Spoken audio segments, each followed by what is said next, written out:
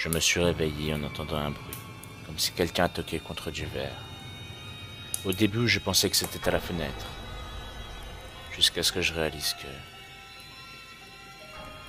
ça venait du miroir. La dernière chose que j'ai vue, c'était mon réveil qui indiquait minuit 7. C'était juste avant qu'elle plante ses longs ongles coupants dans ma poitrine et qu'elle mette sa main sur ma bouche pour masquer mes cris. Puis je me suis assise au bord de mon lit en pensant que ce n'était qu'un mauvais rêve. Mais en regardant mon réveil à nouveau, j'ai vu qu'il n'était en réalité que minuit 06. Et j'ai entendu la porte de mon placard s'ouvrir. En grandissant avec des chiens et des chats, j'ai été habitué à entendre des grattements à ma porte pendant que j'étais dans ma chambre. Maintenant que je vis seul, c'est beaucoup plus troublant. Depuis le temps que je vis seul dans cette maison, je jure avoir fermé plus de portes que ce que j'en ai ouvertes. J'ai entendu une fois ma mère crier mon nom depuis le rez-de-chaussée de la maison. Je me suis levé pour voir ce qui se passait. Quand je suis arrivé en bas des escaliers, elle m'a attrapé de force et m'a prise dans ma chambre en me disant « J'ai entendu moi aussi. »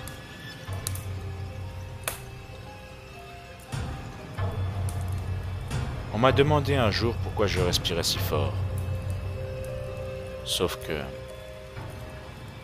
ce n'était pas moi. Ma femme m'a réveillé la nuit dernière pour me dire qu'il y avait un intrus dans notre maison. Elle a été tuée il y a 2 ans par un intrus. Je me suis réveillé en entendant ma femme chanter une berceuse à notre bébé à travers les coups de bébé. En me repositionnant dans le lit, je me suis rendu compte que ma femme dormait à côté de moi. J'ai toujours pensé que mon chat avait un problème de vue, car il ne cessait de fixer mon visage. Jusqu'au jour où je me suis rendu compte qu'en réalité, il regardait juste derrière moi. Il n'y a rien de plus beau que le rire d'un enfant, sauf quand il est 1 heure du matin et que vous n'avez pas d'enfant. J'étais en train de faire un rêve génial quand un bruit assourdissant, qui ressemble à un coup de marteau, m'a réveillé.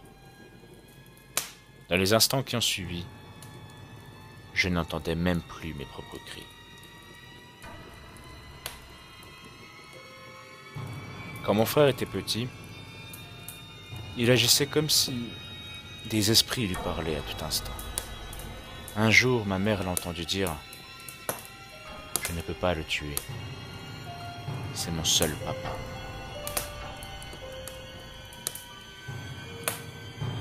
J'emmène mon enfant au lit et il me dit « Papa,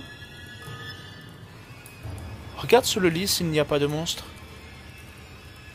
Pour jouer le jeu, je regarde et je l'aperçois. Lui, un autre lui. Un enfant comme mon fils. Il frémissait et chuchotait. « Tu vois, il y a quelqu'un sous mon lit. » Vous rentrez chez vous après une longue journée de travail, prêt à passer seul une nuit qui s'annonce relaxante. Mais quand vous vous approchez de l'interrupteur pour allumer la lumière, il y a déjà une main. « Je n'arrive pas à dormir », m'a-t-elle chuchoté en rentrant dans le lit avec moi. Je me suis réveillé le lendemain avec, sur moi, la robe avec laquelle on l'avait enterré. J'ai trouvé dans mon téléphone une photo de moi, en train de dormir.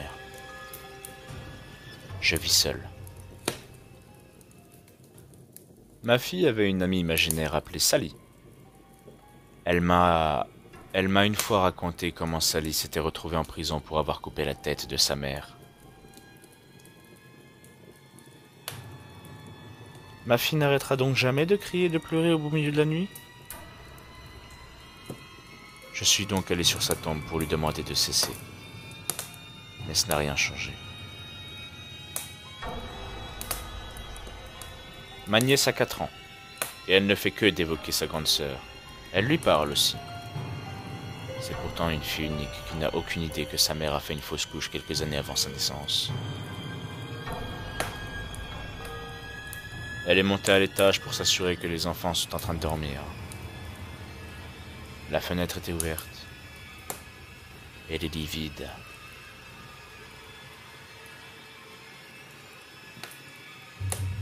Hopkinsville, Kentucky. Nadine Smith et son mari et leur fils, Shan, ont emménagé dans un parc à roulottes alors qu'ils attendaient un logement sur la base. Le mari de Nadine était dans l'armée et il se déplaçait beaucoup. Un jour, Nadine et Shan jouaient dehors dans la cour quand ils ont trouvé un chien mort. Ils ont rapidement déterminé qu'il s'agissait du chien du voisin. Malheureusement, les voisins n'étaient pas là, et ils ont donc fini par enterrer le chien dans les bois, près de la limite des arbres. Le lendemain, ils sont sortis pour vérifier la tombe de l'animal. Il était parti.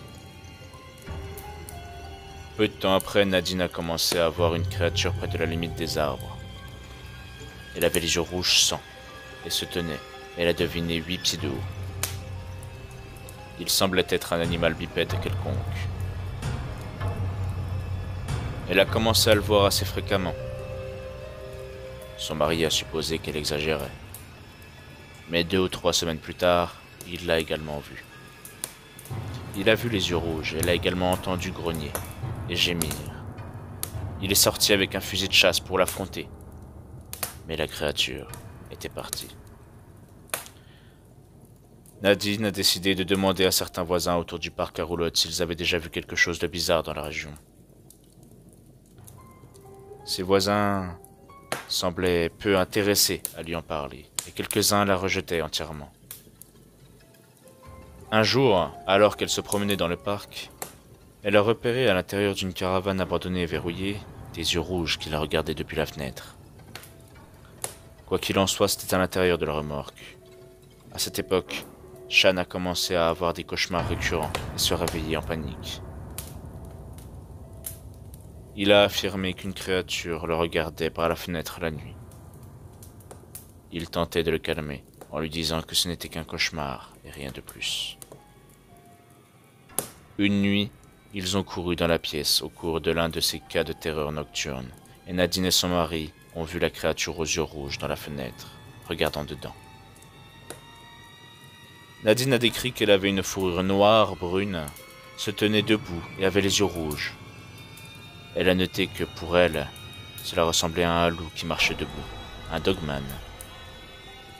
Elle a décidé de faire des recherches et a découvert les marcheurs de la peau et a fini par croire que la créature pouvait en être une. Pendant que son mari était absent au travail, Nadine, trop effrayée pour rester seule, a demandé à une amie de rester. Une nuit, pendant ce temps, ils ont entendu des grognements gutturaux venant de l'extérieur, ainsi que des bruits. Les 2 femmes ont regardé par la porte et ont observé le loup noir debout, avec des yeux rouges en les regardant. Nadine a noté qu'ils semblaient en colère et boulonnaient dans leur direction. Ils sont entrés à ce moment. Le remorque de 4 par 8 pieds a commencé à trembler violemment. Alors qu'ils s'apprêtaient à appeler la police, tout s'est arrêté. Ils ont ouvert la porte, et la créature était maintenant partie. Nadine et son mari ont décidé qu'il valait probablement mieux de déménager. Et ils ont fait leurs bagages et sont partis. Ils étaient pressés de s'éloigner de la zone. Ils ont fini par laisser certains de leurs meubles derrière. Le mari de Nadine prétend que même le dernier jour, en emballant la voiture, il pouvait voir les yeux rouges le regardant depuis la limite des arbres.